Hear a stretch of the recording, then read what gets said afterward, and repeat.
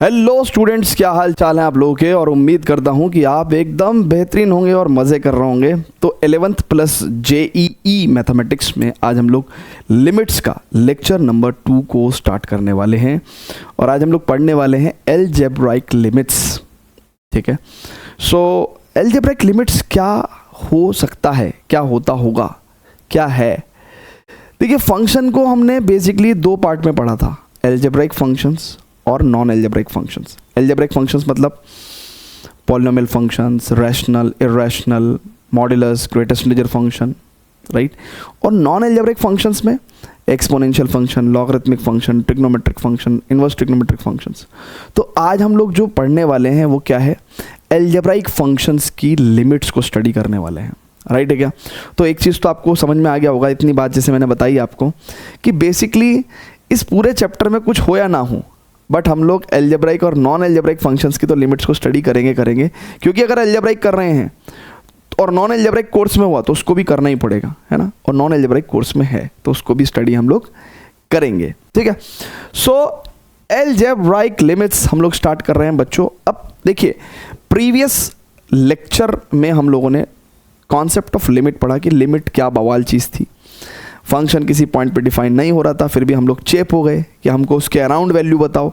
Then हमारी limits ने मदद करी एंड देन हमने कॉन्सेप्ट पढ़ा एग्जिस्टेंस ऑफ लिमिट का, कि कैसे किसी पर्टिकुलर पॉइंट पे हम लोग चेक करते हैं कि भाई उसके उस पर्टिकुलर पॉइंट को लेफ्ट से अप्रोच करो चाहे राइट से अप्रोच करो, क्या फंक्शन एक सर्टेन वैल्यू की तरफ को अप्रोच कर रहा है कि नहीं कर रहा है।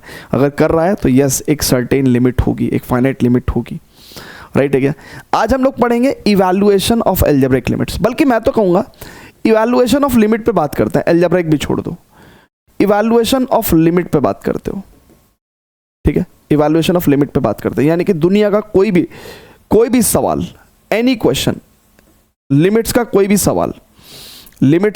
भी सवाल दुनिया में, उसकी पहली अप्रोच क्या होती है, first approach, the very first approach क्या होती है।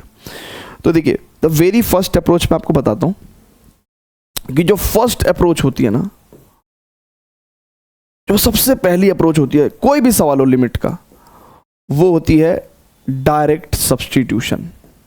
मतलब बताता हूं अभी, डायरेक्ट सब्स्टिट्यूशन पहली अप्रोच क्या होती है, डायरेक्ट सब्स्टिट्यूशन। कोई भी सवाल हो दुनिया का, कोई भी सवाल लिमिट्स का, डायरेक्ट सब्स्टिट्यूशन करने के बाद पहली बात तो डायरेक्ट सब्स्टिट्यूशन है क्या। जैसे फॉर एग्जांपल एक केस ले लेते हैं, एग्जाम्पल के तौर पे एक केस ले लेते हैं, fx is equal to x cube plus 3 upon x minus 2, और लेट्स से मुझे इसकी लिमिटिंग वैल्यू चाहिए एट x इक्वल टू 3। तो क्या होगा भैया, मैं क्या कर देता हूं ऐसे केस में फंक्शन के अंदर, है ना, लिमिट का कोई भी सवाल होगा तो हम क्या करेंगे, ये जो फंक्शन है उसके अंदर x की वैल्यू डायरेक्ट 3 रख देंगे, है ना, x की वैल्यू 3 रख देंगे।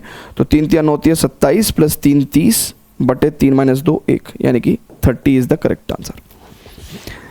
ये सबसे पहली अप्रोच होती है डायरेक्ट सब्स्टिट्यूशन, राइट। कहने लगा सर ये तो बड़ा आसान है, यही पढ़ना है क्या हमें। अरे ये नहीं करना है, ये तो वन ऑफ द पॉसिबिलिटी है कि आपके पास एक फाइनाइट रियल नंबर आ गया,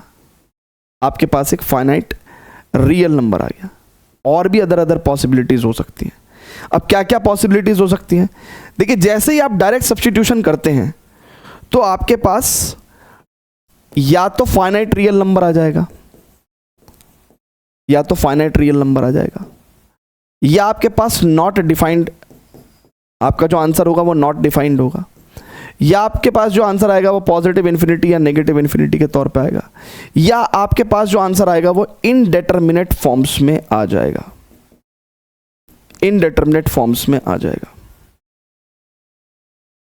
इनडेटरमिनेट फॉर्म, यानी कि वो फॉर्म जहां से हम लोग फिर से अगर रीवैल्यूएट करें डिफरेंट मेथोडोलॉजी के साथ, अभी सेमी फिनिश्ड फॉर्म है वो। इनडेटरमिनेट फॉर्म मतलब अभी सेमी फिनिश्ड फॉर्म है, यानी कि उस पर्टिकुलर फॉर्म से अगर हम लोग उसको रीआइट्रेट करें, है ना, तो एक फाइनल फॉर्म पे हम लोग आ सकते हैं।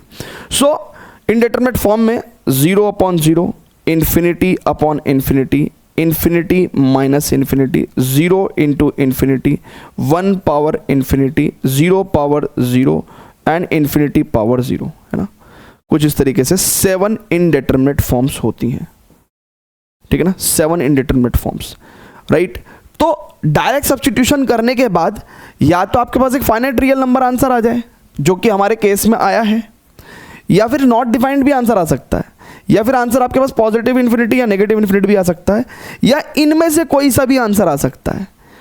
इनमें से 0/0 भी आंसर आ सकता है, इन्फिनिटी भी आंसर आ सकता है, इन्फिनिटी माइनस इन्फिनिटी भी आ सकता है, 0 इंटू इन्फिनिटी भी आ सकता है। ये में से कोई भी आंसर हमारे पास आ सकता है।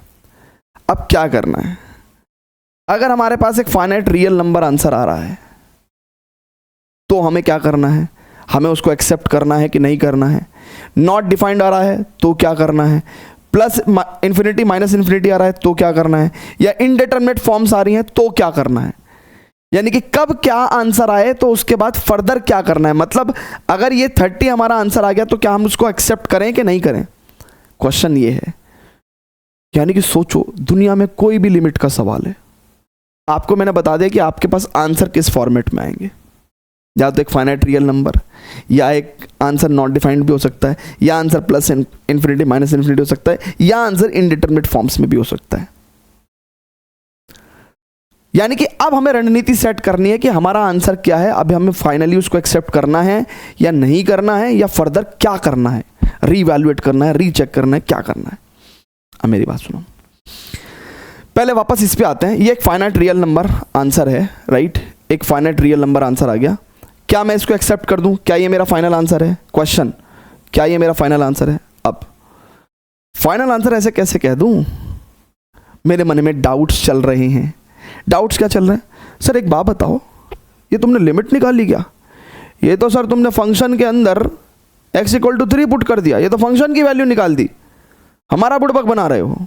मेरी बात सुन, मेरी बात सुन, देख बेटा सुन, तूने करा क्या है, जब तेरी x की वैल्यू 3 को लेफ्ट साइड से अप्रोच कर रही थी तो तेरा जो फंक्शन है ना वो 30 को अप्रोच कर रहा था, और जब तेरी x की वैल्यू 3 को राइट साइड से अप्रोच कर रही थी तब भी तेरा फंक्शन 30 को अप्रोच कर रहा था। इस बात का ये मीनिंग है, ये मीनिंग है, ये मीनिंग है। अब मेरी बात सुनो, बहुत ध्यान से सुना। सर जी आपने x = 3 पे लिमिट का एग्जिस्टेंस चेक नहीं करा, क्या ये लिमिट एग्जिस्ट भी कर रही है कि नहीं कर रही है। आपने आंसर तो बता दिया, लेकिन आपने लेफ्ट हैंड लिमिट और राइट हैंड लिमिट चेक करके नहीं देखा। हम आपकी इस फिगर पे कैसे भरोसा कर लें कि x की वैल्यू 3 को जब लेफ्ट साइड से अप्रोच करेगी तो फंक्शन की वैल्यू 30 को ही अप्रोच करेगी। पॉइंट है, पॉइंट है।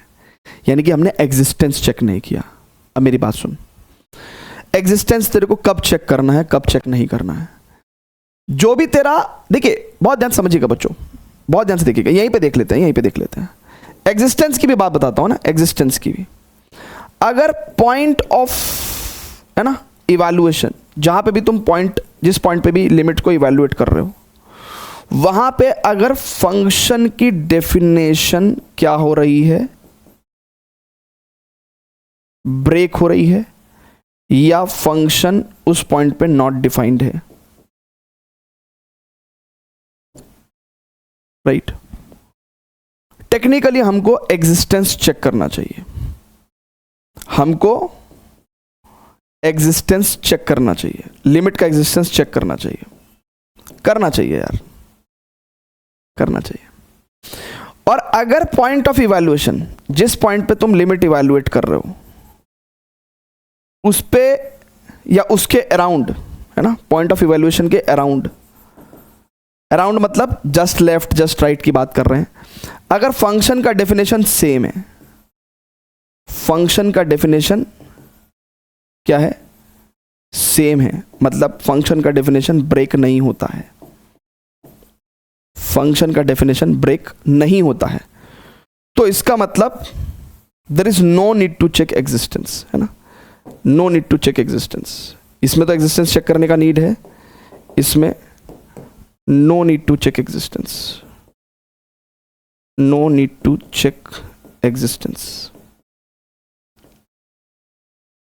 No need to check existence.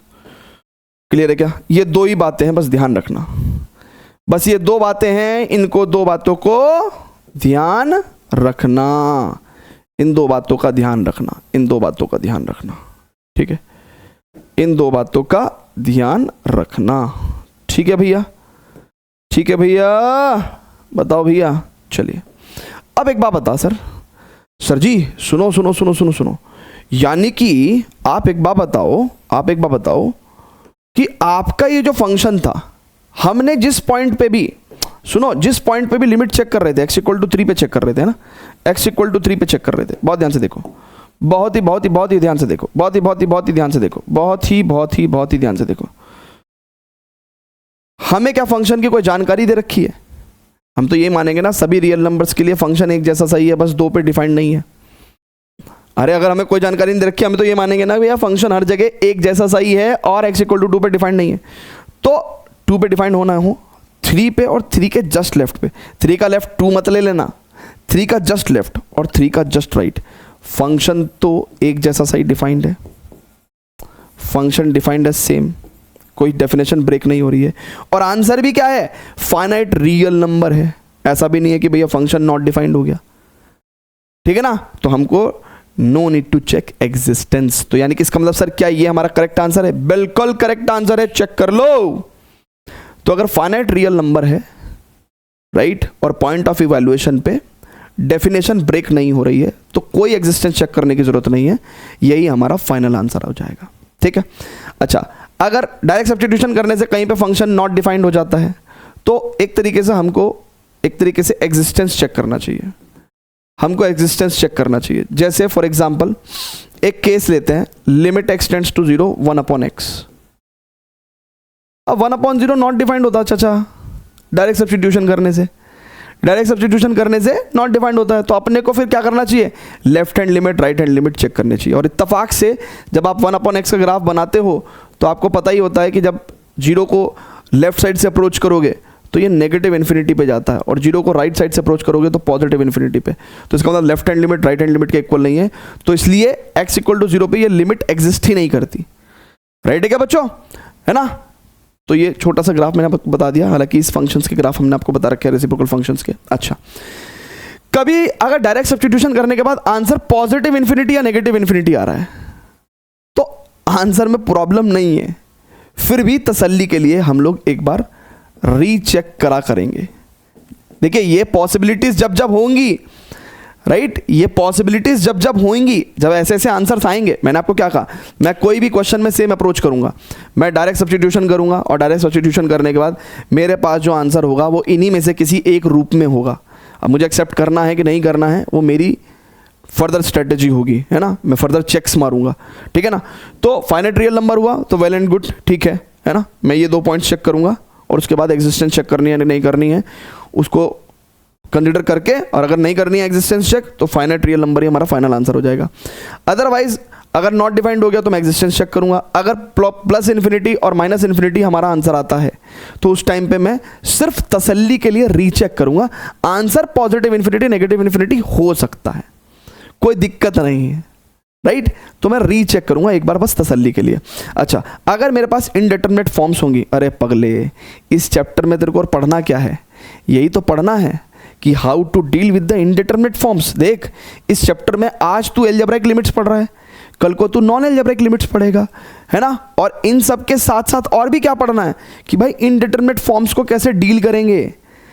और पढ़ने क्या आए हो? अगर हर क्वेश्चन में फाइनाइट रियल नंबर आंसर आ जाएगा तो तुम घंटा पढ़ने आए हो, फिर पढ़ने तो तुम यही आए हो।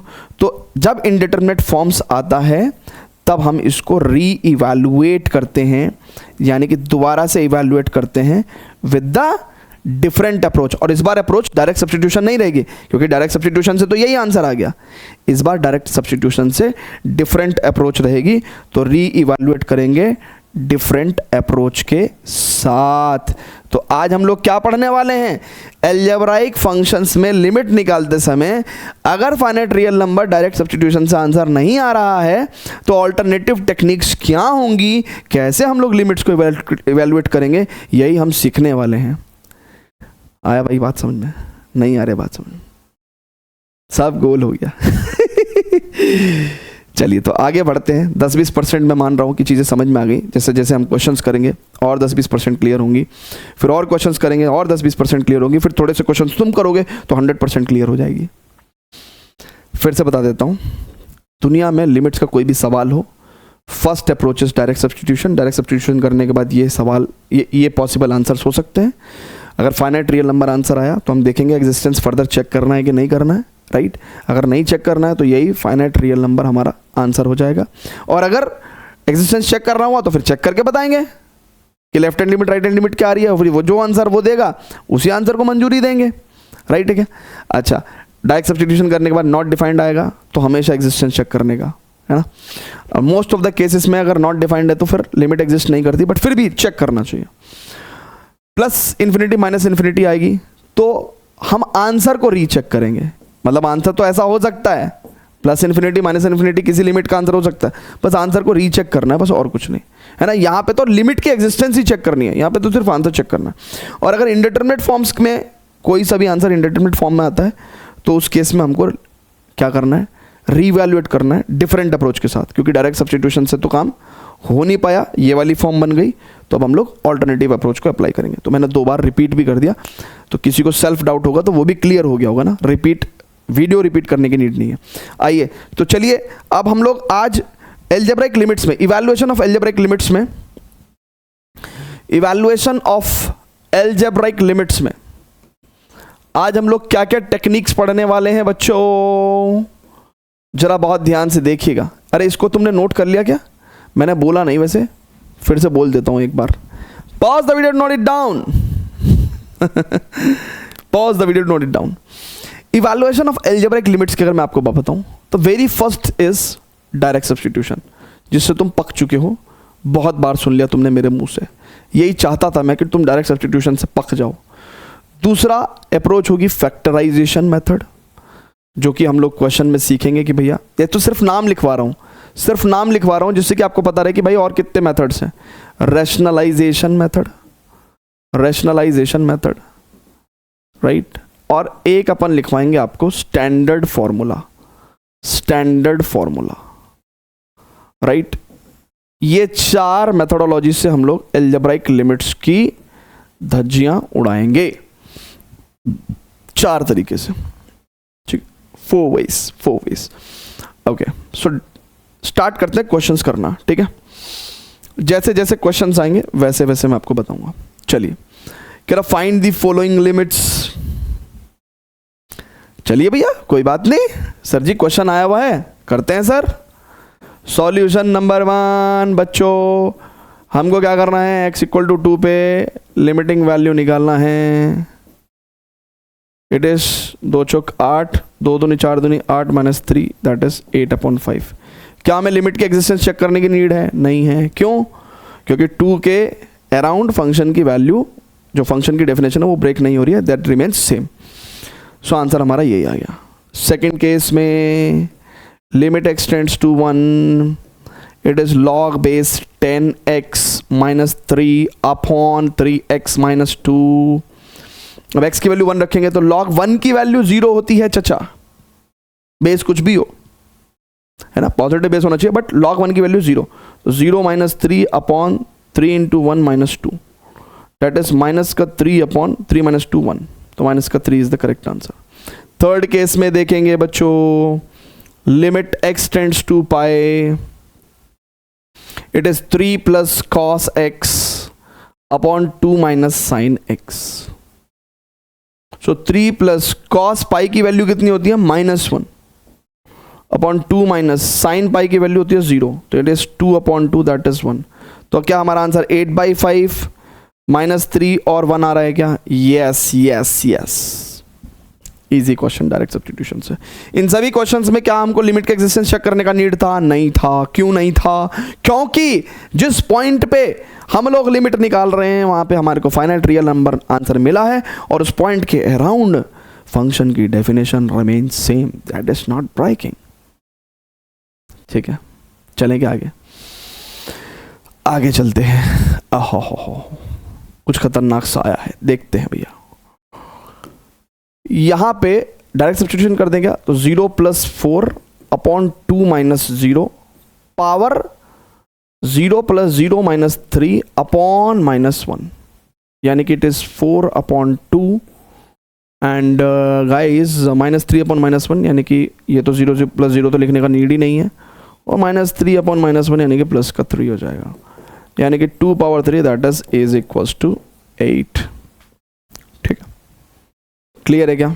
2 की power 3 is equals to 8 will come out as the correct answer. Clear है क्या? जल्दी से बता दीजिए। ऑसम। चलिए अब स्टूडेंट्स यहां पे वो कह रहा है limit x tends to infinity. अच्छा, इन्फिनिटी बोल रहा है तो यानी कि अंडरस्टूड है कि वो पॉजिटिव इन्फिनिटी की बात कर रहा है, मतलब ये अंडरस्टूड है। तो limit x tends to infinity, okay, sine x upon x, okay, बहुत अच्छी बात है। अब बच्चों बहुत ध्यान समझना, इसको थोड़ा फील करते हैं। देखिए साइन का ग्राफ कैसा होता है? ऐसा होता है, ये +1 और ये -1। कहीं दूर जब दिन ढल जाए, चांद की दुल्हन बदन चुराए, चुपके से आए मेरे ख्यालों में आकर के, कोई सपनों के दीप जलाए, दीप जलाए। सर जी क्या हो गया, गाने क्यों गा रहे हो? यही बताना चाह रहा हूं आपको मैं कि कहीं दूर कहां? इन्फिनिटी के पास। देखिए बहुत ध्यान से समझिएगा, अभी ये साइन एक्स के ग्राफ की जो है स्थिति ये है ना, साइन एक्स के ग्राफ की स्थिति ये है। तो इन्फिनिटी पे है ना, कहीं इन्फिनिटी पे क्या स्थिति हो रही होगी इसकी, जरा देखो, कुछ ऐसी स्थिति दिख रही होगी, यानी कि अगर x टेंड्स टू इन्फिनिटी है, x टेंड्स टू इन्फिनिटी है, तो ये क्वांटिटी आपको क्या दे रही होगी? An oscillating number between -1 to 1, और यू कैन सिंपली से कि any number between -1 to 1। Number certain नहीं है, पर yes there is an oscillating number between -1 to 1, है ना, कोई नंबर है बिटवीन -1 to 1, और यहां पे x को इनफाइनाइट रख देंगे। अब देखिएगा, any number between -1 to 1 and upon we are doing that infinite tukde of that particular number and dividing by infinite, so answer will come out as 0, and 0 is a perfect finite real number, right? So 0 will be the right answer। ठीक है, clear है क्या? Perfect है क्या? चलें क्या guys, आगे चलें क्या? आगे चलते हैं। Okay, now students यहां पे लिमिट निकालते हैं डायरेक्ट। x वैल्यू 2 2 दूनी 4 -2 पंजे 10 प्लस 6 अपॉन 2 दूनी 4 -4, and guys this is coming out as 0/0 form. Check कर लो, 0/0 फॉर्म आ गई, बधाई हो, यानी कि इनडिटरमिनेट फॉर्म आ गई, इनडिटरमिनेट फॉर्म आ गई। क्या करना पड़ेगा सर जी? रीइवैल्यूएट करेंगे। अब देखो सेम मेथड तो लगा नहीं सकते, रीइवैल्यूएट करने का मतलब कुछ डिफरेंट अप्रोच लगानी पड़ेगी, तभी हमारे को डिफरेंट आंसर आएगा। रीइवैल्यूएट करेंगे with the different approach. Now this time is different approach is factorisation method. This method is called as, बच्चों मैंने आपको 4 मेथड बताया ना, डायरेक्ट सब्स्टिट्यूशन, देन दूसरा factorisation method. This is your factorisation method, check कर लो। इसमें हम लोग क्या करेंगे बच्चों? Simple limit x tends to 2, this is x² - 5x + 6 को मैं लिख सकता हूं x - 2 एंड x - 3, चेक कर लो, अपॉन x² - 4 को लिख सकता हूं x - 2 इंटू x + 2। जल्दी से बताइएगा बच्चों, यानी कि मैंने न्यूमरेटर और डिनोमिनेटर को फैक्टराइज कर दिया, और फैक्टराइज कर दिया तो देखिए x 2 नहीं है exactly, it is close to 2, तो यानी कि this are the non zero numbers and we can cut them. x - 2 से x - 2 कट गया, बिकॉज आप 0 से 0 को काट के 1 थोड़ी लिख सकते हो, ऐसे नहीं लिख सकते आप। नॉन जीरो नंबर को काट के ही 1 लिख सकते हो ना आप, यस। तो अब यहां पे डायरेक्ट सब्स्टिट्यूशन करेंगे तो 2 - 3 upon 2 plus 2, that is the answer is coming out as minus 1 upon 4. Beautiful. The answer is minus 1 by 4. Yes, this is the factorization method. तो factorization method में क्या करते हैं अपन भाई, 0 upon 0 फॉर्म आई थी तो उसको रिमूव करने के लिए क्या किया हमने, न्यूमरेटर के फैक्टर्स, डिनोमिनेटर के फैक्टर्स, एंड देन जो कॉमन फैक्टर्स उनको काटा और जड़ खत्म कर दी, जिस जड़ की वजह से 0 upon 0 फॉर्म आ रहा था. चलिए स्टूडेंट्स, तो अब क्वेश्चन नंबर 5 देखते हैं. क्या कहता है क्वेश्चन नंबर 5 में? कह रहा है कि भैया ये इवैल्यूएट करो. चलिए, अब x की वैल्यू 1 रखी तो 2 upon 1 minus 1 0. 2 upon 0 तो नॉट डिफाइंड हो जाएगा, नॉट डिफाइंड नहीं है ना. लेकिन आप सोचो x की वैल्यू 1 एग्जैक्ट 1 नहीं है, 1 के क्लोज वैल्यू है. तो यानी कि 1 के क्लोज ऐसे मान लो 1.00 भाई, 1 के राइट में क्लोज मान लो ना, है ना. राइट से लेफ्ट से किधर से भी क्लोज मान सकते हो. तो x की वैल्यू लेट्स से आपकी ऐसी रही है ना, ऐसे मान लेते हैं. तो यहाँ पे आप खुद इमेजिन करो, देखो 2 upon 1 माइनस एक्स स्क्वायर, यानी कि इसका स्क्वायर. अब इसका स्क्वायर कैसा होगा, यानी कि इसका भी स्क्वायर, तो 1.0000, बहुत ही सारी 0 करके 1 आएगा. और फिर 1 में से ये क्वांटिटी घट जाएगी, तो यानी कि ये क्वांटिटी आपको देगा कुछ लगभग माइनस .000000000001. और ये 2 के अपॉन में है, तो पॉइंट काटोगे तो क्या हो जाएगा, उधर ऊपर की तरफ नेगेटिव इनफाइनाइट आएगा, यानी कि इनफाइनाइटली लार्ज नंबर आएगा. इनफाइनाइटली लार्ज नंबर है ना, नेगेटिवली इनफाइनाइट लार्ज. ठीक है. सो यानी कि ये वाला जो कॉन्सेप्ट है ये आपके पास कितना आ जाएगा, this will come out as negative infinity. और यहाँ पे अगर हम इसको देखेंगे तो ये पॉजिटिव इन्फिनिटी आ जाएगा. सो इन्फिनिटी माइनस इन्फिनिटी बेसिकली हमारे पास एक फॉर्म है भी, है ना. इनडेटरमिनेट फॉर्म में हमने आपको क्या बता रखा है भाई, 0 upon 0 और इन्फिनिटी अपॉन इन्फिनिटी के बाद एक तीसरी फॉर्म क्या भी थी हमारे पास, इन्फिनिटी माइनस इन्फिनिटी. तो अब इन्फिनिटी माइनस इन्फिनिटी है, तो इसका मतलब अपने को क्या करना पड़ेगा बाबा, री-इवैल्यूएट करना पड़ेगा. अब री-इवैल्यूएट करते हैं भाई. तो देखिएगा, limit x tends to 1, it is 2 upon 1 minus x square, 1 minus x 1 plus x कर दूं क्या. अच्छा, ये एलसीएम लेने के लिए इसको भी मैं minus 1 upon x 1 minus x लिख देता हूँ ना, ऐसे माइनस 1 upon 1 माइनस एक्स. अब स्टूडेंट्स बहुत ही ध्यान से देखेंगे, लिमिट x टेंड्स टू 1 और यहाँ पे एलसीएम लेंगे 1 माइनस एक्स 1 प्लस एक्स.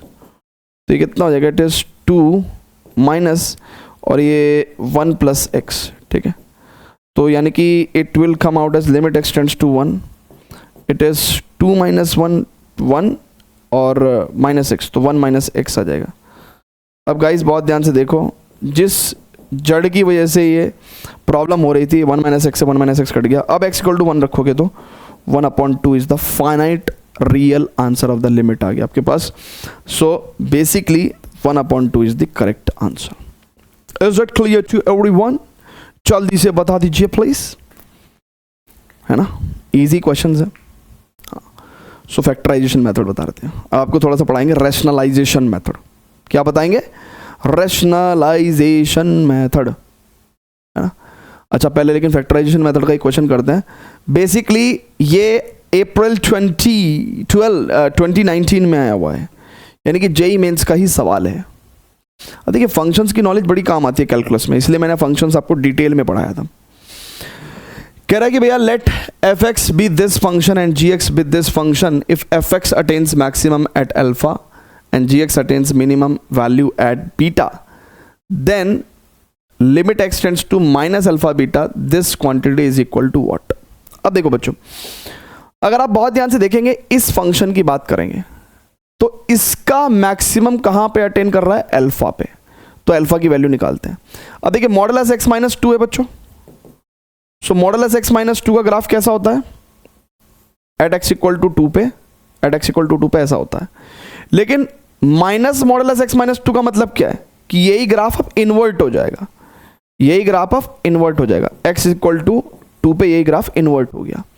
अच्छा, इसमें 5 ऐड करना है तो यही ग्राफ अब क्या होगा, 5 यूनिट्स ऊपर चला जाएगा. यानी कि पहले x इक्वल टू 2 पे ये 0 आ रहा था, अब ये 5 आने लगेगा, है ना. x इक्वल टू 2 पे 5 आने लगेगा. सो बेसिकली इस ग्राफ का मैक्सिमम कहाँ आ रहा है, x इक्वल टू 2 पे. तो यानी कि अल्फा बराबर तो 2 आ गया, फिर से चेक करो, देखिए मॉडुलस x माइनस 2 की नॉच कहाँ बनेगी, x इक्वल टू 2 पे, और ये माइनस मॉडुलस है तो इसका मतलब ऐसे उल्टा ग्राफ बनेगा, इन्वर्टेड ग्राफ बनेगा। +5 कर दिया तो ग्राफ 5 पॉइंट्स ऊपर शिफ्ट हो जाएगा। तो यानी कि आपके पास x इक्वल टू 2 पे 5 वैल्यू आ जाएगी फंक्शन की, वही आपकी मैक्सिमम वैल्यू है। लेकिन आपको मैक्सिमम वैल्यू से लेना देना नहीं है, उसने कहा if fx attains maximum at alpha, तो यानी कि आपका अल्फा क्या हुआ, 2 हुआ, आपने अल्फा निकाल लिया, राइट। उसके बाद वो कह रहा है कि भैया gx equal to modulus x plus 1। अब मॉडुलस x प्लस 1 का ग्राफ कैसा होगा बच्चों, x इक्वल टू -1 पे, -1 पे इस तरह का ग्राफ जाएगा, राइट है क्या, gx equal to modulus x plus 1। और ये अपना मिनिमम कहाँ अटेन कर रहा है, यहाँ पे, तो यही बीटा हुआ। देखो gx attains minimum value at beta, so यानी कि ये बीटा कितना हो गया, -1 हो गया। अब क्वेश्चन देखते हैं, क्वेश्चन क्या है ना, क्वेश्चन को जरा क्वेश्चन लिखते हैं। कह रहा है कि limit x tends to minus alpha beta, minus alpha beta मतलब अल्फा बीटा खुद की प्रोडक्ट -2 और एक माइनस और है, तो माइनस अल्फा बीटा का मतलब क्या हो गया, -2 और -1, यानी कि प्लस का 2 ही आ गया। Limit x tends to 2 x minus 1 x square minus 5x plus 6 upon x square minus 6x plus 8। यानी कि जो क्वेश्चन वो सिंपली ऐसे पूछ सकते थे, उनको उन्होंने बहुत ही घुमा के पूछा, है ना। ये सिर्फ ये वैल्यू निकालने के लिए उन्होंने क्या किया, पहले ग्राफ घुसाए 2, है ना, ग्राफ की नॉलेज और ग्राफ का मैक्सिमम मिनिमम वैल्यू उठा के, है ना, मैक्सिमम मिनिमम उठा के प्रोडक्ट करवा के तब आपको पॉइंट ऑफ इवैल्यूएशन निकलवाया। खैर एनीवेज, अगर हम लोग यहाँ पे x की वैल्यू 2 रखते हैं तो इट इज़ 2 माइनस 1 1, 2 दूनी 4 माइनस 10 प्लस 6 अपॉन 2 दूनी 4 माइनस का तो 6 दूनी 12 और प्लस 8। सो भैया ये तो 0/0 फॉर्म आ गई, चेक कर लो, 0/0 फॉर्म आ गई, यानी कि कुछ तो करना पड़ेगा दया।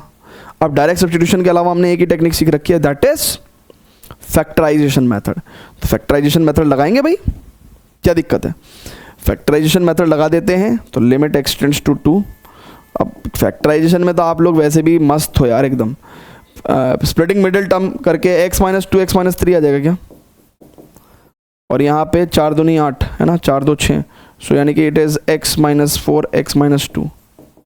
सो x माइनस 2 से x माइनस 2 गया, तो x की वैल्यू 2 रखेंगे तो 2 माइनस 1 1 और 2 माइनस 3 -1 और 2 माइनस 4 माइनस का 2, तो यानी कि 1/2 इज द करेक्ट आंसर। क्या चेक करते हैं, is the A correct answer, yes A is the correct answer.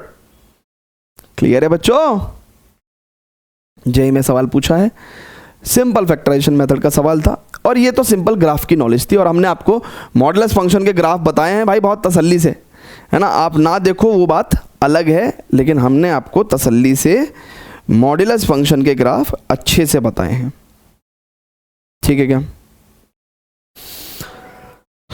ठीक है। चलें आगे, आगे चलते हैं। ओके, अब 2019 में ये सवाल पूछा है बाबा, शिफ्ट सेकंड में, ठीक है। देखते हैं ये सवाल भी क्या कहना चाहता है। अब देखिए लिमिट x टेंड्स टू 1, बच्चों एक बात समझो, एक बात समझो, एक बात समझो, एक बात समझो।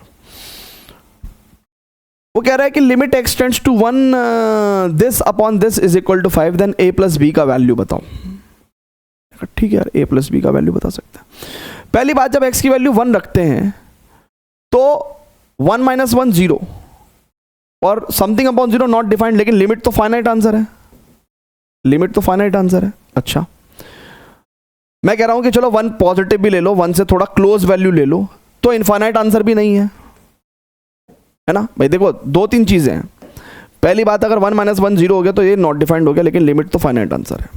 दूसरी चीज, आप कहो कि सर x इक्वल टू 1 नहीं है, 1 के क्लोज वैल्यू है, चल भाई ठीक है 1 के क्लोज वैल्यू ले ले, 1.0001 ले ले, तो भी समथिंग अपॉन 0.0001, यानी कि पॉजिटिव इन्फिनिटी आंसर आना चाहिए, लेकिन वो भी नहीं आ रहा है, आंसर तो फाइनाइट आ रहा है।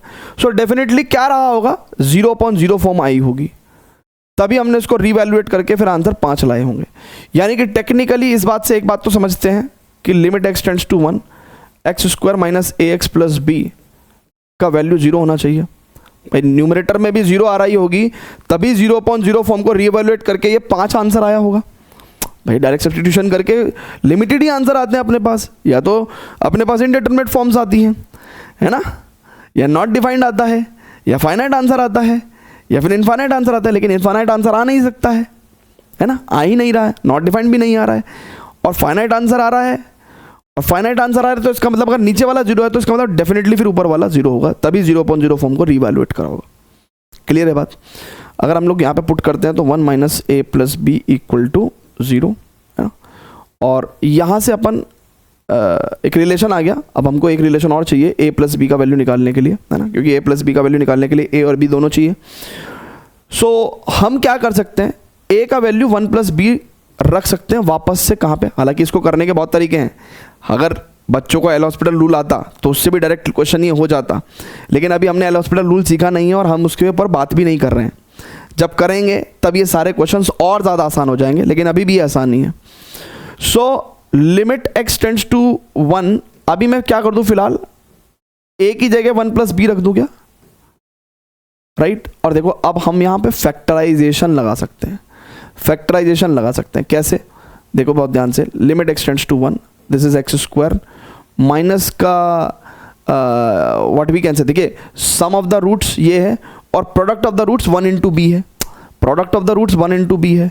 तो इसका मतलब क्या है बच्चों, सम ऑफ द रूट्स अगर 1 + b है और प्रोडक्ट ऑफ द रूट्स भी b × 1 है, सो टेक्निकली वी कैन से एक रूट तो -1 रहा, मतलब x - 1 one of the factor, और x - b should be the another factor. नहीं आई बात समझ में भैया? देखो ना 1 + b है यानी कि सम ऑफ द रूट्स, और खाली b था तो यानी कि इसका मतलब खाली b क्या माना जाएगा, इट इज 1 × b माना जाएगा ना, प्रोडक्ट ऑफ रूट्स।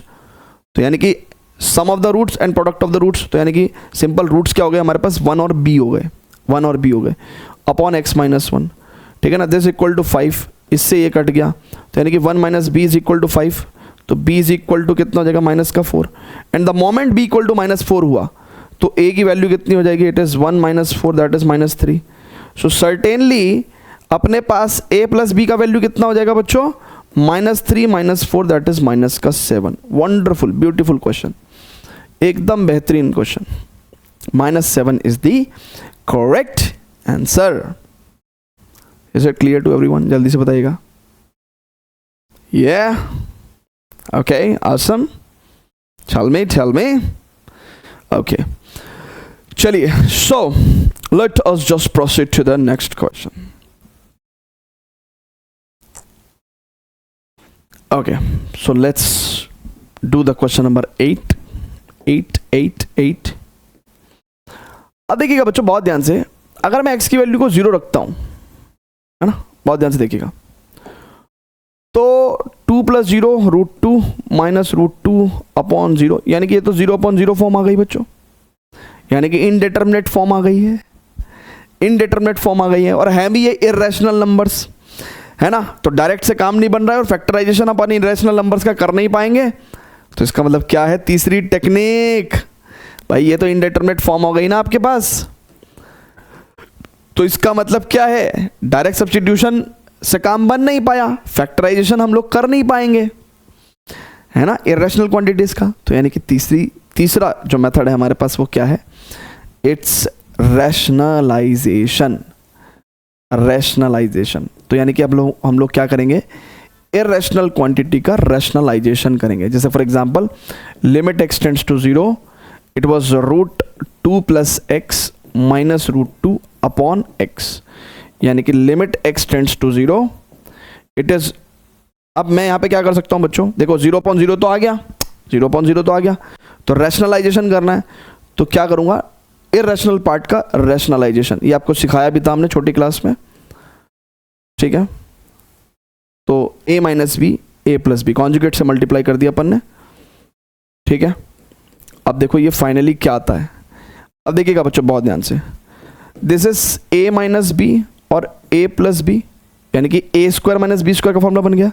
तो यानी कि a² कितना 2 + x और -b² is 2, and this is x × √2 + x और प्लस का √2। अब बच्चों देखो बहुत ध्यान से, 2 से 2 गया और x से x गया, तो यानी कि क्वेश्चन हमारे पास क्या हो गया, limit x tends to 0, finally 1/√2 plus x plus √2। अब अगर आप x की वैल्यू को 0 रखोगे तो √2 प्लस √2 इज 2√2, है ना। √2 से आप ऊपर नीचे मल्टीप्लाई करके √2/4 भी लिख सकते हो, बट ऐसे भी लिख सकते हो आंसर, है ना। ठीक है, 1/2√2 is the correct answer. Awesome, clear है क्या। तो यानी कि तीसरी टेक्निक, यानी कि हमने जो सीखा था, हमने क्या सीखा था भैया, हमें जो है यहाँ पे आपको क्या सिखाए थे कि सर अलजेब्रिक लिमिट्स में पहले हम लोग डायरेक्ट सब्स्टिट्यूशन अप्लाई करेंगे, राइट। उससे काम नहीं बना तो फैक्टराइजेशन के बारे में देखेंगे, फैक्टराइजेशन मेथड लगाएंगे, न्यूमरेटर डिनोमिनेटर को फैक्टराइज करके जो ऐसी टर्म्स होंगी जिसकी वजह से 0/0 या फिर कोई भी इंडेटरमिनेट फॉर्म आ रही है उनको काटने की कोशिश करेंगे, खत्म करने की कोशिश करेंगे। तीसरा हमारे पास मेथड था रैशनलाइजेशन मेथड, ठीक है। तो रैशनलाइजेशन पे थोड़े और अच्छे क्वेश्चंस करते हैं, जेई प्रीवियस ईयर क्वेश्चंस करते हैं, है ना, जेई में प्रीवियस ईयर क्वेश्चंस करते हैं। चलिए अब देखिएगा, ये एक प्रश्न है जो जेई में 2017 में आपसे पूछा गया है, ठीक है। वीडियो को पॉज करके प्लीज क्वेश्चन को सॉल्व करने का ट्राई करिए। चलिए अब स्टूडेंट्स बहुत ही ध्यान से देखिएगा, अगर मैं x की वैल्यू को 3 रख देता हूं तो 3 3 is 9, square root of 9 is 3, तो 3 - 3 अपॉन 3 2 just 6 - 4 √2 - √2, यानी कि 0/0 फॉर्म। यानी कि अपने को कुछ तो करना पड़ेगा दया, है ना, कुछ तो करना पड़ेगा।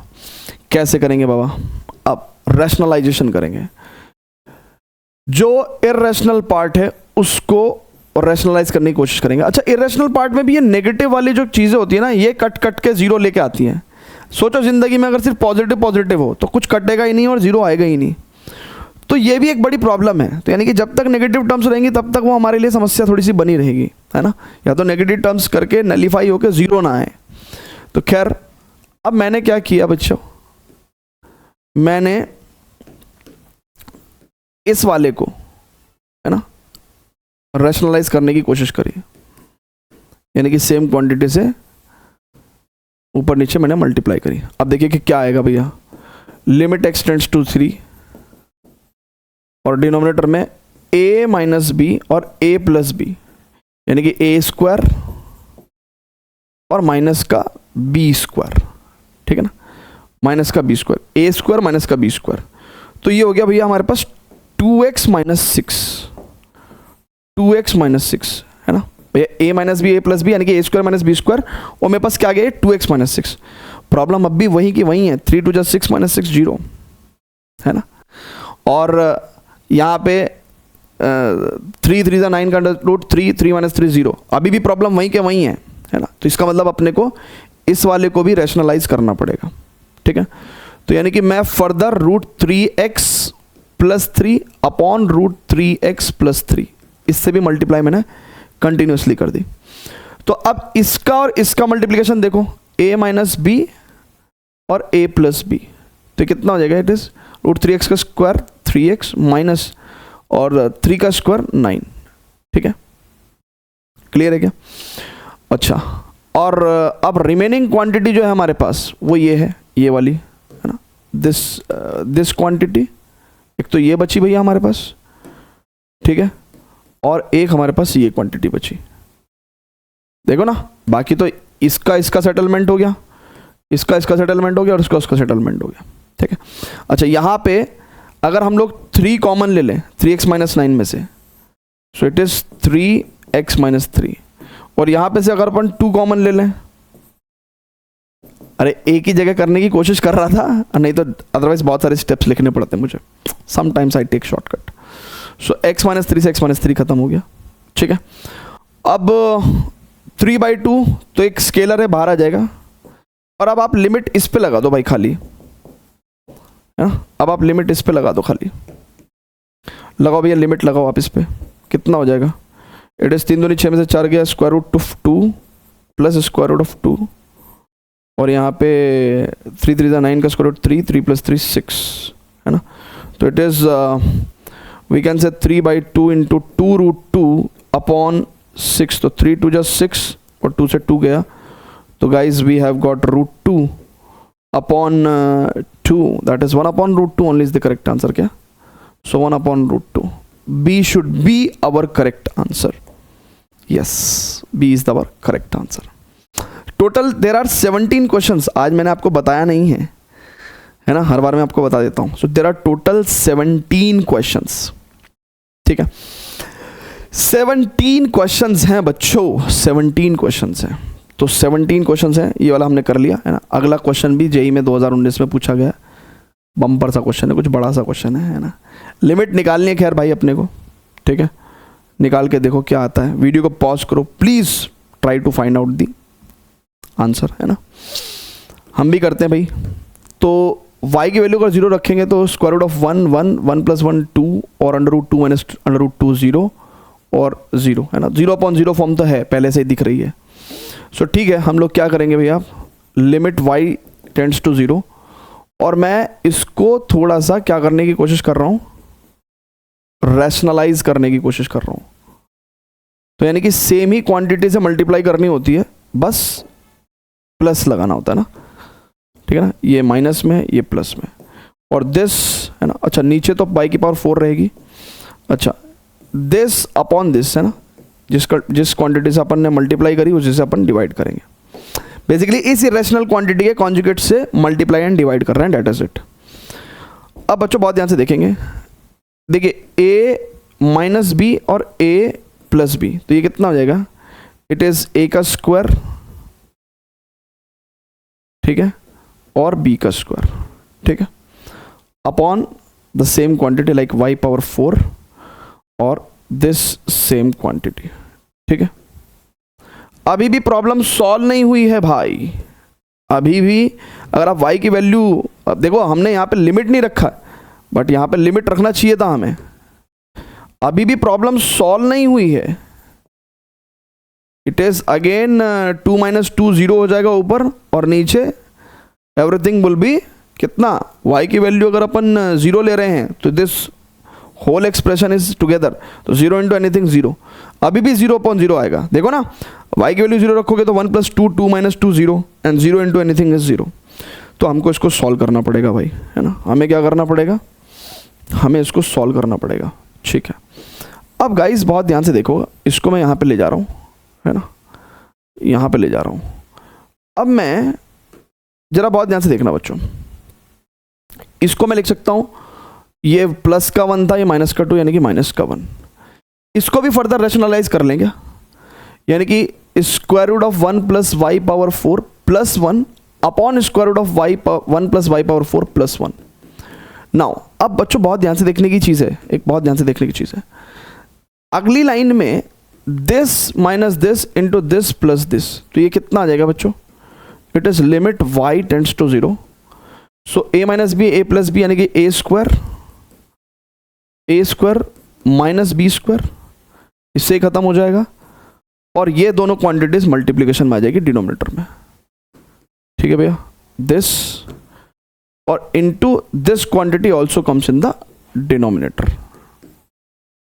ठीक है भैया. सो अब y की पावर 4 से y की पावर 4 भी कट गया.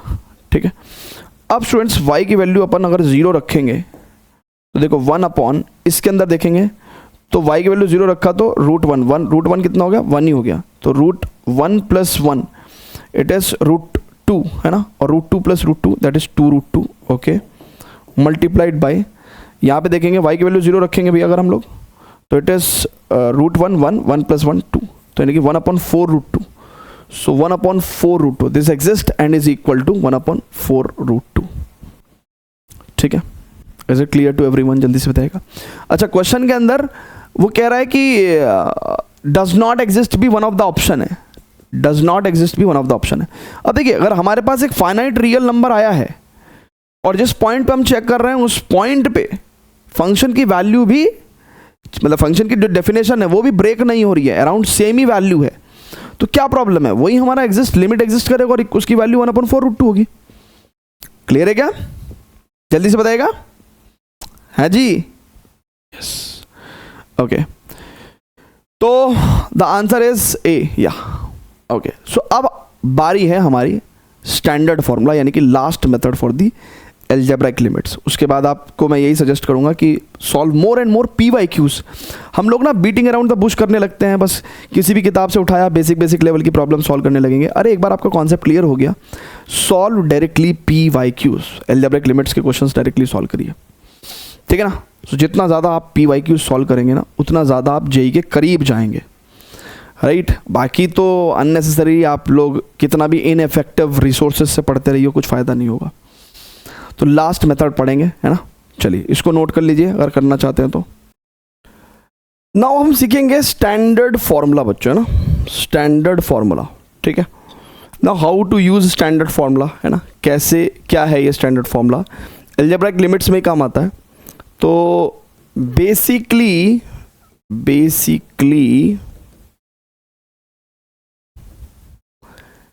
वो कह रहा है कि limit x tends to a x power n minus a power n upon x minus a is equals to n into a power n minus 1, है ना। It is equals to n into a power n minus 1। इस फॉर्मूले का सच derivation important नहीं है, but basically अगर हम लोग देखें तो हमने इसको कहीं ना कहीं बाइनोमियल थ्योरम का इस्तेमाल करके जो है इसको ऑब्टेन किया है, बट ऐसा इंपॉर्टेंट नहीं है डेरिवेशन, इसलिए नहीं बता रहा हूँ। वेयर n क्या है, it can be a rational number, है ना, it can be a rational number, so it can be integer, it can be some fraction, right. Okay, so this is the formula. जैसे for example के तौर पे अगर मेरे पास let's say limit x tends to 2 और let's say x power 10 minus 2 power 10 upon x minus 2 है, तो टेक्निकली डायरेक्ट सब्स्टिट्यूशन से क्या आएगा, बच्चों, it will be 2 power 10 minus 2 power 10 0 and 2 minus 2 0, तो यानी कि 0.0 फॉर्म आएगा। तो डायरेक्ट सब्स्टिट्यूशन से तो 0.0 फॉर्म आ रहा है, तो इसका मतलब क्या करना पड़ेगा अपने को, कोई ना कोई तो ऑल्टरनेट अप्रोच लगानी पड़ेगी। और ऑल्टरनेट अप्रोच क्या है, दिस स्टैंडर्ड फार्मूला, है ना। तो इस स्टैंडर्ड फार्मूले की बदौलत हम लोगों को क्या मिल जाएगा, इट इज़ n, यहाँ पे हमारा n क्या है, इट इज़ दिस, है ना, इट इज़ 10, और हमारा a क्या है, इट इज़ 2, ठीक है ना। सो n into a power n minus 1, that is 10 minus 1, so you will get 10 into 2 power 9, right। So 2 power 9 is certainly 512 and it can be 5120, ठीक है ना, 512 into 0, ठीक है। So n into a power n minus 1 करके हमारे पास 5120 will be come out as the limit का answer, ठीक है। तो इसको फटाफट से नोट करेंगे बच्चों प्लीज, और हम इसको अप्लाई करेंगे अब लोग क्वेश्चंस के अंदर, ठीक है। चलिए तो क्वेश्चंस के अंदर अप्लाई करेंगे। Okay yes. तो जैसे पहला ही क्वेश्चन है, और पहले क्वेश्चन में वो क्या कह रहा है, ठीक है, कह रहा है कि भैया limit x tends to 2 x power n minus 2 power n upon x minus 2 is equal to 80, find the value of n where n is a natural number, है ना। इस पर्टिकुलर केस में उसने नेचुरल नंबर दे रखा है, हालांकि जब हम लोग स्टैंडर्ड फॉर्मूला लगाते हैं तो n can be a rational number. So अब स्टूडेंट्स बहुत ही ध्यान से देखेंगे, अकॉर्डिंग टू अवर फॉर्मूला, अब देखिए डायरेक्ट सब्स्टिट्यूशन करेंगे तो 2 power n minus 2 power n 0 upon 0, but answer तो फाइनाइट आंसर आ रहा है, तो इसका मतलब हमने स्टैंडर्ड फॉर्मूला लगाया तो कितना हो जाएगा, इट इज n इंटू 2 की power n minus 1, right, this is equal to 80। अब हमको इसको हिट एंड ट्रायल से सॉल्व करना पड़ेगा। कैसे कि भाई 2 का कोई पावर ले लेते हैं, राइट, और उसका मल्टीपल 80, है ना, तो 16 5 80, है ना, तो समझ में आ गया अपने को, 16 5 80। सो अगर अपन n की वैल्यू को 5 लेते हैं, सो इट इज 5 इंटू 2 की पावर 5 माइनस 1, राइट, ठीक है। तो ये बिल्कुल ट्रू हो गया, तो n की वैल्यू कितनी हो जाएगी अपने पास, 5 हो जाएगी, ठीक है। n की वैल्यू कितनी हो जाएगी बच्चों, वी कैन टेक 5, ठीक है। क्लियर है क्या, जल्दी से बताएगा। चलें आगे फर्दर प्रोसीड करेंगे। Okay great great great great. क्या आंसर आ रहा है भैया, n equal to 5, yes. So in the next case हमारे पास एक क्वेश्चन और है, ठीक है, कैसे करेंगे इसको सॉल्व। अगेन अगर आप यहाँ पे डायरेक्ट सब्स्टिट्यूशन करोगे बच्चों, तो साफ साफ दिख रहा है कि यार x की वैल्यू 2 रखेंगे तो 2 पावर 10 1024 ही आ जाएगा, तो 1024 माइनस 1024 0, और 2 पावर 5 32, तो 32 माइनस 30 0, तो यानी कि 0 अपॉन 0 फॉर्म आ रही है, यानी कि अपन ये तो इसका मतलब 0.0 फॉर्म आ रही है तो हमको री इवैल्यूएट करना पड़ेगा। तो हम क्या करेंगे, वही अपना standard formula, limit x tends to a, right, x power n minus a power n upon x minus a is equal to n into a power n minus 1। ठीक है, this is what we have to apply. अब देखिए यहाँ पे कैसे apply करेंगे भैया। अब देखिए limit x tends to 2, right, x power 10 minus 1024। 1024 को क्या मैं 2 पावर 10 लिख सकता हूँ क्या बच्चों, जल्दी से बताइएगा, right, and this is x power 5 minus 2 power 5, right. अब इस तरह का फॉर्मूला तो नहीं बन रहा है ना, इस तरह का एक फॉर्म तो नहीं बन रहा है, बट फॉर्म बन सकता है कैसे, अगर मैं x माइनस 2 से मल्टीप्लाई और डिवाइड कर दूं तो देखिए अगेन अगला जो लाइन ऑफ एक्सप्रेशन होगा हमारे पास वो कितना होगा, x power 10 minus 2 power 10 upon x minus 2 करके अपन लिख सकते हैं, into, right, 1 upon x power 5 minus 2 power 5 upon x minus 2।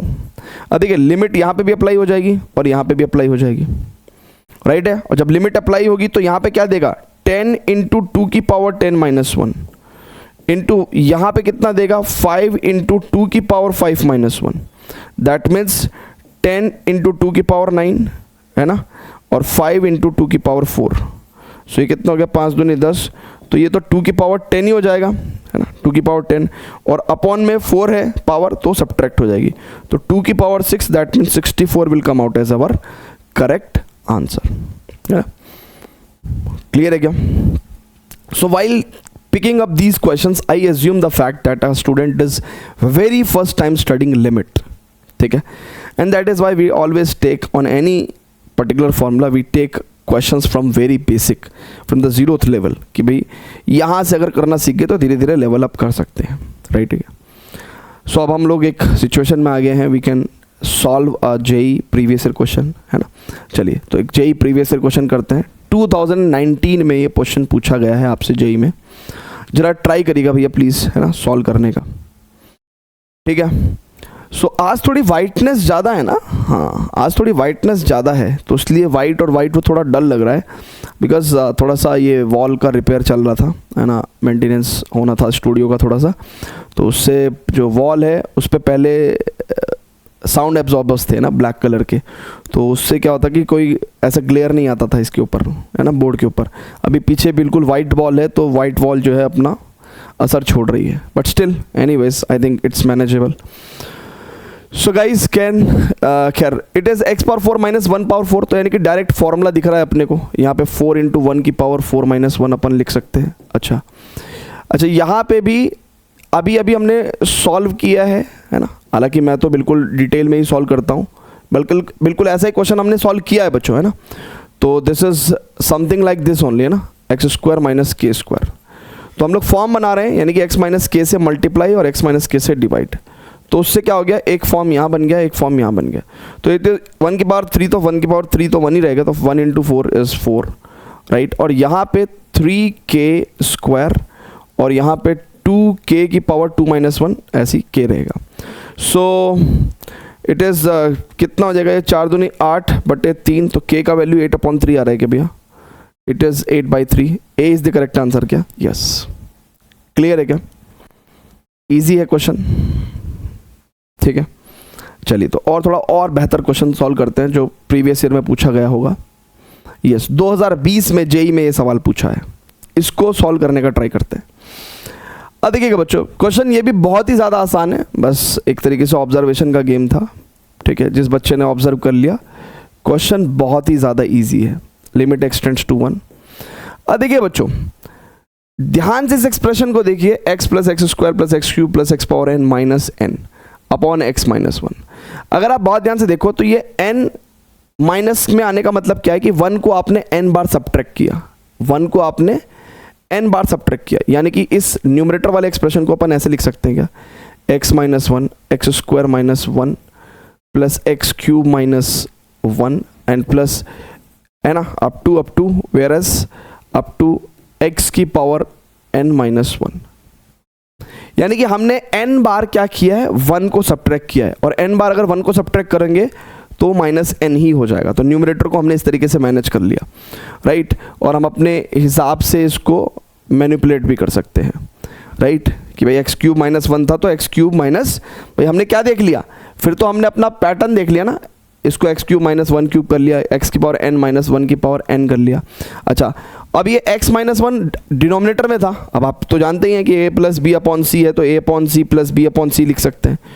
तो ये x माइनस वन सबके डिनोमिनेटर में जा सकता है, सबके डिनोमिनेटर में जा सकता है, सबके डिनोमिनेटर में जा सकता है, जा सकता है क्या, सबके डिनोमिनेटर में जा सकता है, ठीक है। ओके, अब जरा यहाँ पे लिमिट अप्लाई करना सीखेंगे अगर हम लोग, तो ये तो x minus one upon x minus one, ये तो वन ही हो गया, right, plus it is 2 into one की पावर 2 माइनस वन, यानी कि 2 ही रहेगा।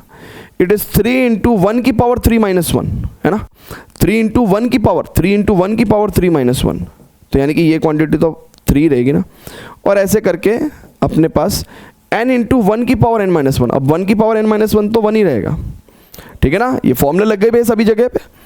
अब ये sum of n natural numbers है, राइट, क्या है बच्चों, ये sum of n natural numbers, यानी कि sum of n natural numbers कितना होता है, n into n plus one by two, और ये वैल्यू अपने को कितनी दे रखी है बच्चों, 820 दे रखी है, कह रहा find the value of n which is equal to what. अब यहाँ से हम लोग n सॉल्व कर देंगे भैया। अब देखिएगा बच्चों बहुत ध्यान से, इस इक्वेशन को देखेंगे तो n स्क्वायर प्लस n और माइनस का 1640 वी कैन से ना, यस, अच्छा 1640 के फैक्टराइजेशन कर लो आप, इट इज़ 2 अट्ठे 16, 2 दूनी 4, ऐसे 2 चौक 8, 2 एकम 2, राइट, 2 दूनी 4, 2 पंजे 10, राइट, एंड 5 चौक 20, 5 एकम 5, 5 दूनी 10, दूनी 20, दूनी 40, 40 और 41, तो n square plus 41n minus 40n minus 1640, so यानी कि इट इज़ n प्लस 41 और n minus 40 is equal to 0। So n का वैल्यू कितना हो जाएगा भैया, इट्स 40 और माइनस का 41, and where n is a natural number, so यानी कि ये वाली वैल्यू तो होगी नहीं 41, है ना, माइनस का 41, यानी कि n की वैल्यू सिर्फ क्या होगी, प्लस का 40 होगी, सो प्लस का 40 will be our answer, check कर लो, यस, ठीक है। सो अलजेब्रिक लिमिट से बड़े ही आसान क्वेश्चन जो हैं हमारे पास प्रीवियस ईयर क्वेश्चन में पूछे गए हैं सो फार, ठीक है, अच्छे भी क्वेश्चन हैं अभी आ रहे हैं, ठीक है। सो दिस इज इट, है ना, और फर्दर अप्लाई करेगा सेमी कॉन्सेप्ट, ठीक है ना, अभी 3 मोर क्वेश्चंस हैं, ठीक है, और PYQs ही हैं, और सेमी कॉन्सेप्ट जो है, यानी कि जो स्टैंडर्ड फार्मूला हमने जो सीखा है, स्टैंडर्ड फार्मूला जो हमने सीखा है ना, दिस वन, यही अपने को अप्लाई करना है, 3 मोर क्वेश्चंस, ठीक है भैया, चलेंगे आगे, जल्दी से बताइएगा, ठीक है, चलिए, ओके। 2014 में एक क्वेश्चन पूछा गया है, अब देखिए 2014 में एक क्वेश्चन पूछा गया है, ये क्वेश्चन कैसे सॉल्व करेंगे ना, थोड़ा सोचिए। अब इसमें थोड़ा सा क्या करते हैं हम लोग, सब्स्टिट्यूशन से सॉल्व करते हैं, है ना, कैसे सॉल्व करते हैं, सब्स्टिट्यूशन से सॉल्व करते हैं।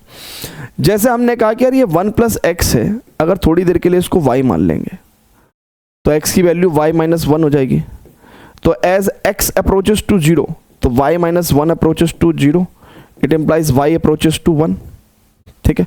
तो क्वेश्चन को हमने बेसिकली कैसे चेंज कर लिया बच्चों, limit y tends to 1 and 1 plus x की जगह अपन रख देते हैं y power n minus 1 upon x को क्या लिख सकते हैं हम लोग बच्चों, इट इज y माइनस 1 लिख सकता हूँ मैं, है ना, y माइनस 1।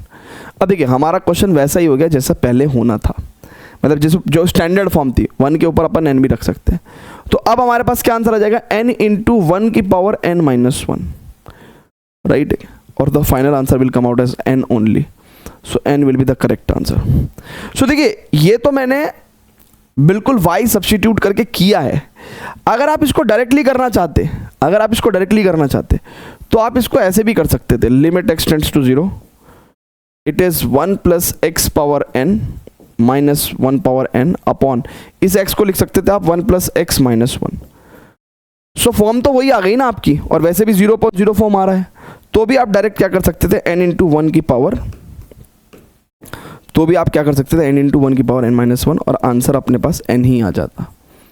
तो आप सब्स्टिट्यूट करके भी कर सकते हैं इनिशियली, है ना, लेटर ऑन आप डायरेक्ट भी कर सकते हैं, कोई प्रॉब्लम है क्या भैया, है ना, हाँ भाई, वैल्यू पुट करके अपन यहाँ पे भी अगेन 0.0 फॉर्म आ रही है, so we have applied this type of concept, ठीक है, है ना, स्टैंडर्ड फॉर्मूला। बाकी सब्स्टिट्यूशन करके तो आपको मैंने दिखाई दिया है, ठीक है। चलिए okay, so one more question. अब जैसे यहाँ पे एक चीज़ दिख रही है आपको, तो यहाँ पे भी आप डायरेक्ट क्या कर सकते हो, देखो limit x tends to a, it is x plus 2 power 5/3 minus a plus 2 power 5/3 अगर आपको दिख रहा है, तो आप यहाँ पे क्या कर सकते हो, इस x माइनस a को आप x plus 2 minus a plus 2 करके भी लिख सकते हो, एंड तब आपके पास ये डायरेक्ट फॉर्मूला बन गया, और you can write it as 5/3 into a plus 2 की power 5/3 minus 1. That means answer will come out as 5/3 a plus 2, और it is 2/3, है ना। So this will come out as the answer. ठीक है, clear है क्या? 5/3 a plus 2 की power 2/3। Otherwise आप क्या कर सकते हो, थोड़ा सब्स्टिट्यूशन करके कर सकते हो, वैसे ही होगा, ठीक है। चलिए अब एक लास्ट क्वेश्चन करते हैं बच्चों, that came in IIT JEE 2012 में। 2012 में एक क्वेश्चन आया, बहुत ही प्यारा क्वेश्चन है, बहुत ही प्यारा, एंड मैं सभी को ये सजेस्ट करूंगा कि वीडियो को पॉज करके प्लीज़ आप इस क्वेश्चन को सॉल्व करने का ट्राई करें, मज़ा आएगा। अगर आपने सॉल्व कर दिया ना, बहुत ही मज़ा आएगा आपको। चलिए तो अब गाइस बहुत ध्यान से देखेंगे, वो कह रहा है let alpha a and beta a be the roots of this equation, okay, where a is greater than -1, then limit a tends to 0 positive alpha a and limit a tends to 0 positive beta a are what? अब देखिएगा बच्चों बहुत ध्यान से, alpha a, ओहो हो alpha a, अब बहुत ध्यान से देखिएगा बच्चों उसने कहा alpha a and beta a are the roots of this particular quadratic equation. We have to find out the right hand limit at 0 of both the roots alpha and beta है। अच्छा ठीक है, मैंने इस इक्वेशन को लिखा थोड़ी देर के लिए ऐसे, राइट, मैंने इस इक्वेशन को लिखा, और लिखते लिखते ही या पढ़ते पढ़ते ही मुझे एक चीज़ समझ में आई यार। क्या समझ में आई बताऊंगा आपको, बहुत ही आसान क्वेश्चन है। मैंने कहा कि यार एक काम करते हैं, एक्स स्क्वायर का कॉफिशिएंट जो है उसको +1 बनाते हैं। उसके लिए क्या करना पड़ेगा, ये कॉफिशिएंट मुझे डिवाइड में ले जाने पड़ेंगे, ये कॉफिशिएंट मुझे डिवाइड में ले जाने पड़ेंगे। ओके, अब स्टूडेंट्स बहुत ही ध्यान से देखिएगा, टेक्निकली अगर हम बहुत ध्यान से देखें, मान लो ये एक्सप्रेशन अभी थोड़ी देर के लिए, और मैं इसमें डायरेक्ट क्या कर दूं, लिमिट लगा ही दूं, लिमिट है ना, basically a tends to 0 positive, right, a tends to 0 positive. तो बेसिकली क्या हो जाएगा, इस पर्टिकुलर, भाई देखो रूट्स की बात छोड़ दो, रूट तो मैं बाद में निकाल लूंगा, मैंने क्वाड्रेटिक इक्वेशन में ये लगा दिया, तो क्या हो जाएगा, लिमिट s टेंड्स टू 0, और यहाँ पे बेसिकली क्या हो जाएगा, a टेंड्स टू 0 पॉजिटिव, तो जहां जहां a है वहां पे 0 प्लस h आ जाएगा। सो यानी कि the equation will become like this only, है ना। a की जगह क्या लिख देंगे अपन, 0 प्लस h, है ना, a की वैल्यू 0 से 0 प्लस को टेंड कर रही है, तो a की जगह 0 प्लस h लगा देंगे, ठीक है, -1 अपॉन इट इज, अगर आप बहुत ध्यान से देखेंगे तो it will be something like 1 plus h का पावर 1/2 -1 अपॉन 1 प्लस h की पावर 1/3 -1, ठीक है, this into x plus this is 1 plus h की पावर 1/6 -1 अपॉन 1 प्लस h की पावर 1/3 माइनस का 1 इक्वल टू 0, ठीक है। बड़े प्यार से अब देखो लिमिट लगने वाली है, यहाँ पे तो लिमिट लगे नहीं भैया, h कहीं भी जाता रहे, है ना, h कहीं भी जाता रहे, एक्स स्क्वायर की वैल्यू तो रिमेन विल सेम, क्योंकि ये लिमिट कहाँ लगेगी, जहाँ पे h के एक्सप्रेशंस हैं, लिमिट कहाँ लगेगी, जहाँ पे h के एक्सप्रेशंस हैं। अब बहुत ध्यान से देखिएगा, एक छोटी सी बात बता रहा हूँ मैं आपको, इन दोनों के ही डिनोमिनेटर में अगर मैंने 1 प्लस h माइनस 1 कर दिया, है ना, 1 प्लस h माइनस 1 कर दिया, तो कोई प्रॉब्लम, भाई मल्टीप्लाई और डिवाइड दोनों कर दिया मैंने, तो देखो मेरे पास इक्वेशन क्या आ जाएगी, it is x square plus यहाँ पे 1/2, है ना, क्योंकि पावर 1/2 मान लेते हैं, यहाँ पे 1/3 मान लेते हैं, कोई फर्क नहीं है। सो 1/2 इंटू 1 की पावर 1/2 -1, तो यानी कि इट इज 1/2 ही रहेगा, और यहाँ पे ये 1/3 ही रहेगा। This is x plus. Similarly यहाँ पे अगर मैं लिमिट लगाता हूँ, है ना, बहुत ध्यान से देखिएगा बच्चों, मैंने क्या करा, limit a tends to 0 positive करके पूरी की पूरी क्वाड्रेटिक इक्वेशन ही वापस से ऑब्टेन कर ली। इट इज़ 1 + h - 1 और इट इज़ 1 + h - 1, ठीक है। तो यानी कि यहाँ पे कितना आ गया मेरे पास, it is 1/6 and it is 1/3। This is equal to 0। Finally अगर मेरे पास मैं क्वाड्रेटिक इक्वेशन निकालता हूँ तो इट इज़ x² और इट इज़ 3/2x, ठीक है, एंड इट इज़ 1/2, है ना भाई। देखिएगा 1/6 और इट इज़ 3 ऊपर चला जाएगा तो इट इज़ 1/2। सो यानी कि मेरे पास जो 2x² + 3x + 1 is equal to 0। तो मेरे जो रूट्स हैं वो क्या आ जाएंगे भैया, इट इज़ बहुत ध्यान से देखेंगे तो 2x² + 2x + x + 1 equal to 0। So 2x common लिया तो x + 1 + 1 कॉमन लिया तो x + 1। So finally we will get x + 1 × 2x + 1 equals to 0। So मेरे पास रूट्स क्या आएंगे भैया, -1/2 और -1, ठीक है। सो -1/2 and -1 will be the correct answer. देखिए फिर से बताता हूँ मैं आपको मैंने क्या किया, बहुत ही आसान क्वेश्चन है, बहुत ही आसान। उसने कहा अल्फा a और beta a are the roots of this quadratic equation. मैंने कहा ठीक है। हमको कह रहा है limit a tends to 0 positive पे अल्फा a और बीटा a का वैल्यू बताओ। अल्फा a और बीटा a उसने कहा रूट्स हैं और उनकी हमको 0 पे, है ना, क्या निकालनी है, राइट हैंड लिमिट निकालनी है। बेसिकली ये उन्होंने कहा है। हमने कहा कोई बात नहीं है भैया, ठीक है, एक काम कर देते हैं, इस क्वाड्रेटिक इक्वेशन में, ठीक है, जहाँ जहाँ पे a है वहाँ पे अपन ने a पे 0 पे, मतलब a की वैल्यू 0 पे राइट हैंड लिमिट के तहत हमने इसको सॉल्व कर लिया, ठीक है। तो जहाँ जहाँ a थे वहाँ पे हमने चेंजेस कर दिए, यानी कि 0 + h करके हमने इसको h फॉर्म में लिया है। उसके बाद जब हमने लिमिट अप्लाई करी तो देखिए ये वहीं पे काम करेगा जहाँ पे h है ना, x² पे थोड़ी रख देंगे हम लोग h की वैल्यू 0, तो जहाँ पे h है वहीं रखेंगे। तो इसका मतलब हमने जब इसको स्टैंडर्ड फॉर्मूले से सॉल्व किया तो स्टैंडर्ड फॉर्मूले से सॉल्व करने के बाद हमारे पास क्वाड्रेटिक इक्वेशन ऑब्टेन हो गई। और डेफिनेटली ये वही क्वाड्रेटिक इक्वेशन है जो हमने कैसे ऑब्टेन करी है, बेसिकली 0 पे राइट हैंड लिमिट को कंसीडर करते हुए। तो यानी कि हमारे पास जो रूट्स आएंगे वो भी क्या आएंगे, अल्फा a और बीटा a का 0 पे राइट हैंड लिमिट के तौर पे आएंगे। तो इसका मतलब हमारे पास रूट्स क्या आ गए, -1/2 एंड -1। वंडरफुल क्वेश्चन, बहुत ही ईजी क्वेश्चन, मुझे लगता है ज़्यादातर बच्चों ने सॉल्व कर भी लिया होगा, ठीक है। चलिए, तो यहाँ पे हमने आपको अलजेब्राइक लिमिट सिखाई है, ठीक है ना। इसका एक नेक्स्ट लेक्चर और भी है जब limit x tends to infinity, है ना, तो वो वाला केस भी कंसिडर करेंगे हम लोग नेक्स्ट लेक्चर में। और धीरे धीरे जैसे कि मैंने आपको बताया कि भाई नॉन अलजेब्राइक लिमिट्स यानी कि ट्रिग्नोमेट्रिक लिमिट्स और एक्सपोनेंशियल लॉगरिथमिक लिमिट्स, और फिर आपको एल हॉस्पिटल रूल भी सिखाएंगे, है ना। इनडेटरमिनेट फॉर्म को डील करने का एक और बेहतरीन तरीका है यूजिंग डेरिवेटिव, सैंडविच थ्योरम और लिमिट यूजिंग एक्सपेंशन। तो कुल मिला के ये 8 लेक्चर्स में मैं ख़त्म करने की कोशिश करूँगा पूरा का पूरा लिमिट्स, ठीक है। So thank you very much. इसके नोट्स आप हमारे विद्यावाइज ऐप के फ्री स्टडी मटेरियल सेक्शन से जाके डाउनलोड कर सकते हैं, और मिलूँगा आपको जल्दी ही, है ना, नेक्स्ट लेक्चर में। Till then good bye, love you all बच्चों, बाय बाय।